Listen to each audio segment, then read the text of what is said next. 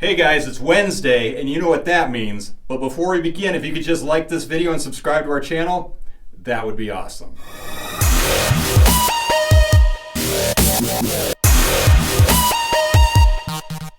So last week we tried a new format where Amanda went and grabbed a bunch of products in the warehouse and just kind of wrapped them up in boxes, and then I got to open them without knowing about what any of these were. So I asked you guys if you liked it, and you seem to really like it, so we're going to try it again today and just see how it goes. I think I'm going to start with this guy. Let's just see what this is. While I'm opening this, I might as well state the obvious. There's going to be weapons in these boxes, so check your local laws before carrying any of these items.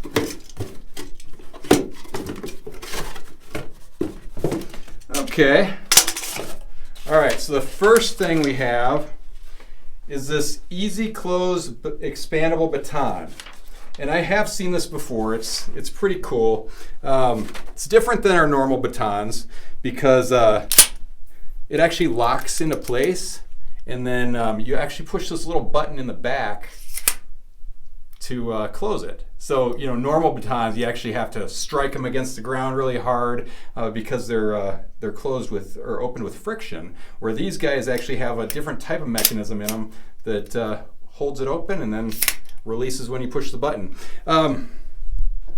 So when I look at this, it just looks a little bit different. It kind of almost looks like a pen or something, like a giant pen.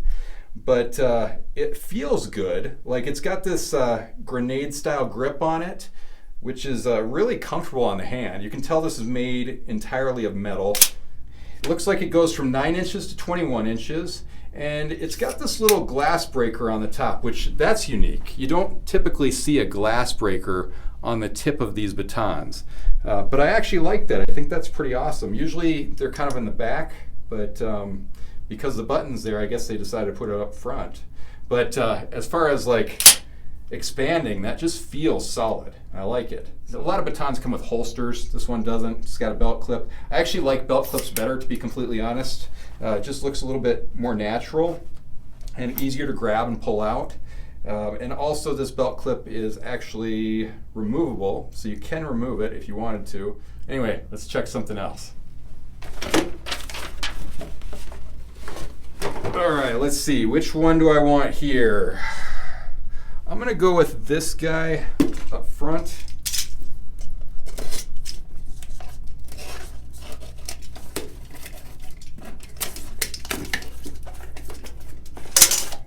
Okay.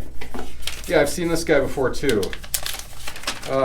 This is called the Hidden Blade Pepper Spray. And so if we look at it, it's looks like a normal pepper spray, but it's got this kind of hidden blade on the bottom. And it's also known as strike and spray, but it's kind of cool. This would be really great for someone who goes jogging a lot. So kind of hooks on your hand. It's got a Velcro adjustment there, so you could jog with that really easily. And then if you got attacked, you just kind of pull over that little safety on top and spray. So that's actually super convenient, actually really comfortable. And it's got this, it's got a little blade down there that's covered by this blade cover. And the blade looks like it's made out of some sort of nylon, possibly a hard polypropylene, but it's very solid. So I guess when you're using this, I guess you would probably, let's say someone attacks you and they get up in close quarters before you have any chance to spray pepper spray at them. You could use this to hammer strike them just far enough so that you could pull back that trigger and spray them with the pepper spray. Or if you sprayed them with the pepper spray and then they continued to attack you, you've got an additional weapon that you could use against your attacker. So I think it's a really smart idea. Whoever invented this is very bright. But I kind of wanted to test this blade out, and we've got this pumpkin right here, so let's just test to see how strong this is, because this is like a nylon or plastic blade. Let's just see. Yeah, just cut right into it. You can see it just kind of, yeah, it just digs right in. So that's a pretty strong blade. I like that. That's pretty cool. Would definitely definitely hurt an attacker. Very awesome. I also like the fact that if you're holding this would help to strengthen your punches as well. So it's actually a really, really cool self-defense weapon that someone invented. I just think that's so smart. Well, let's check out another item. All right, let's go with this guy.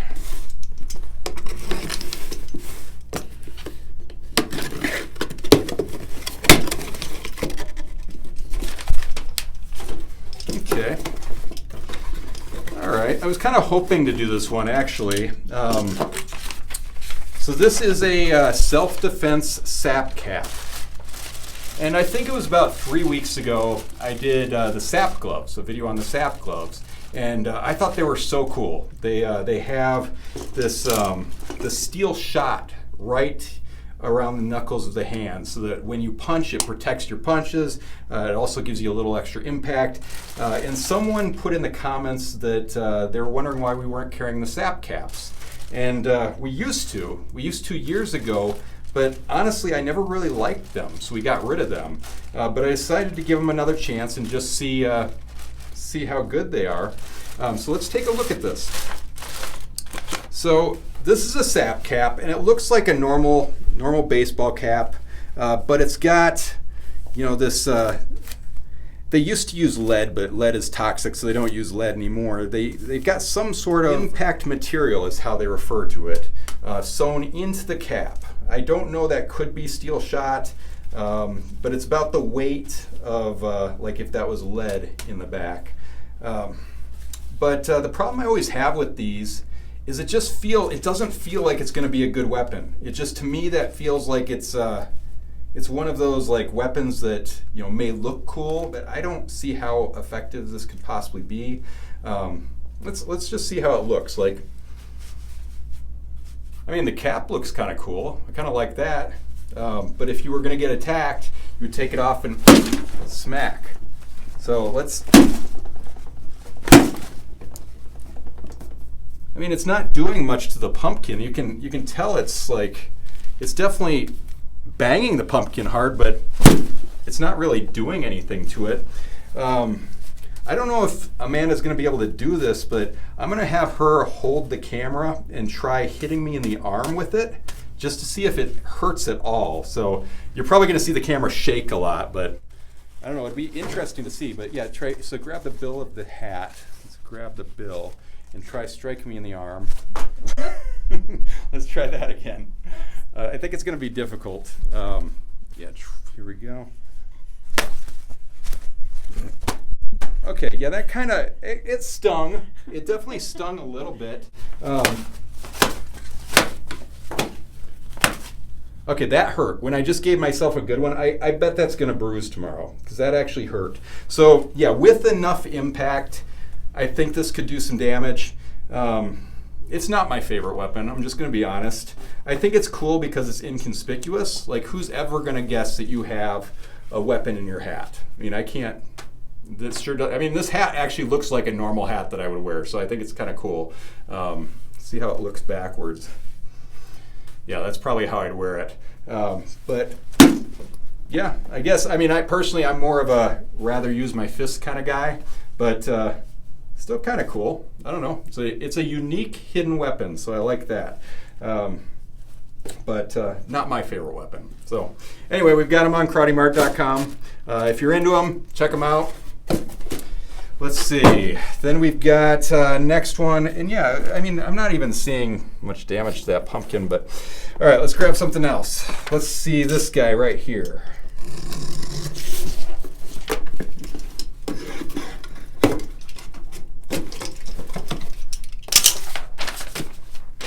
All right, this is cool. Okay, so this is the Brass Skull Defense Keychain. So take a look at that guy. This is really heavy. This is not some cheap plastic keychain. This is like heavy. This is actually 5.4 ounces, which for something this size is actually pretty darn heavy. It's well, okay, let's look at the negatives first. So that keychain, for how heavy duty this skull is, that little key ring is pretty flimsy looking. So I guess if I was going to buy this, I would probably switch out the key ring to something a little bit nicer. But I don't know, the skull looks cool. The skull is actually really awesome. So it would be a self-defense keychain, so you could use it for your punches, for your strikes. Obviously, check your local laws on this kind of thing, because things like this certain states are very tough on them. But let's see. So let's just try hitting the pumpkin with it.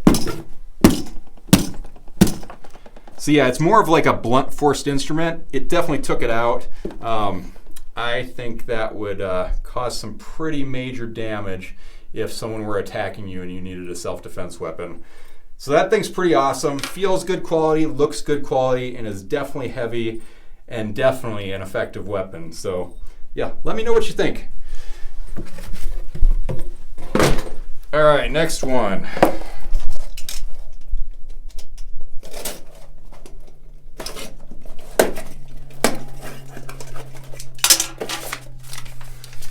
Okay, Fob Alarm Stun Gun. So I do stun guns all the time, and every time we do them, I have to get shocked by them just to see how strong they are, to see if they're an effective weapon.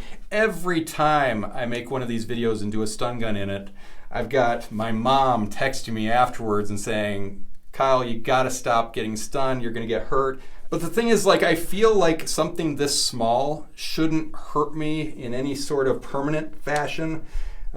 So I think I'm okay doing something this small. We'll just put it that way. I'm not going to do any of the big stun guns, at least not for a little while, because those things are so painful. But this one's interesting. So this is a Fob Alarm Stun Gun. It's got, it actually has an alarm on it, which is awesome, which is interesting too, because I did a personal alarm like a few weeks ago, and someone was asking if we had any personal alarms that were rechargeable.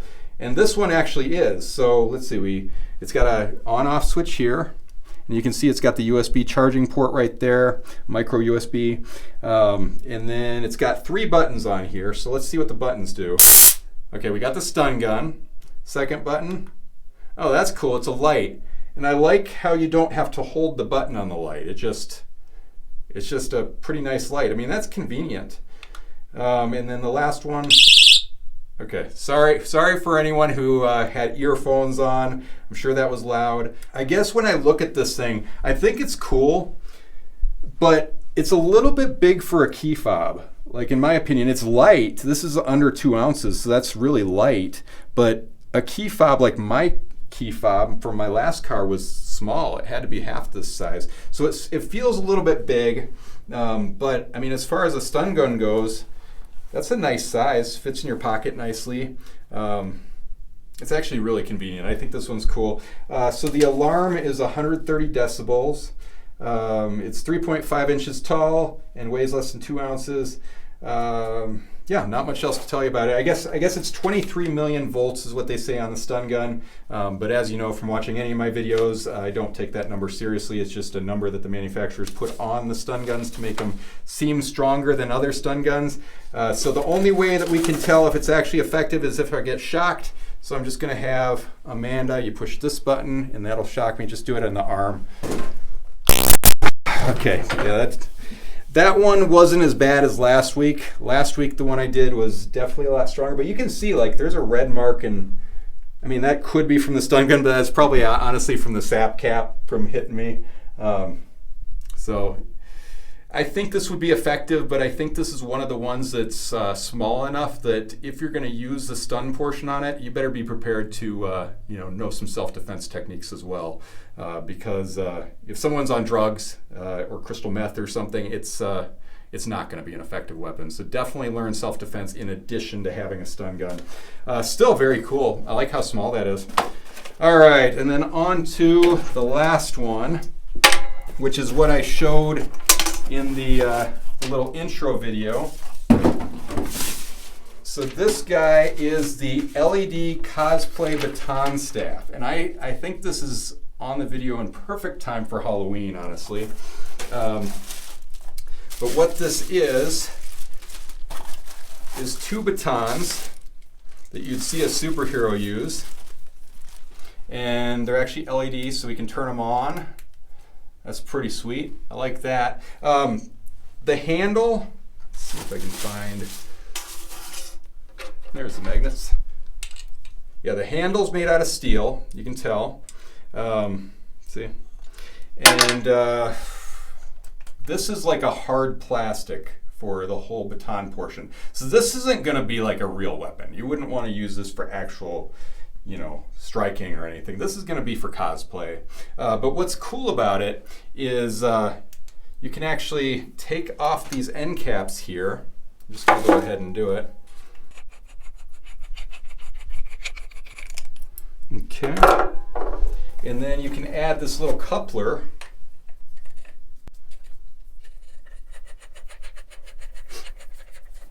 Okay.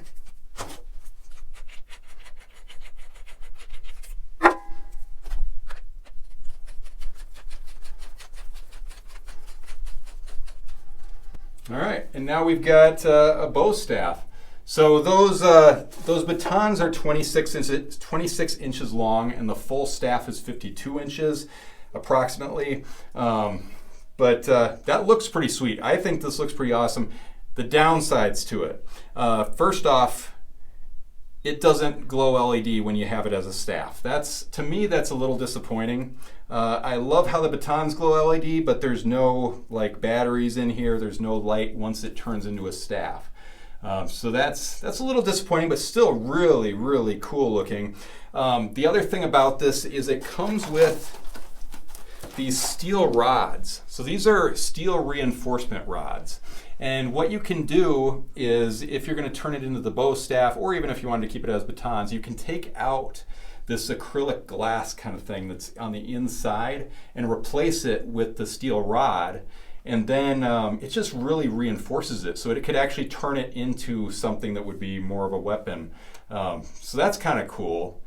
But I mean, overall, this thing's sweet. I actually like it. If you're a big superhero fan, I think this thing's pretty awesome. I guess if I was going out Halloween night, I'd probably keep it as the 2 batons just because of the LED lights. I like that. But if you have any questions on any of these items I showed off today, definitely leave them in the comments below. And check out KarateMart.com because we've got all kinds of really cool weapons and Halloween costumes for the upcoming holiday. So yeah, until next week, we'll see you Weapons Wednesday. Yeah.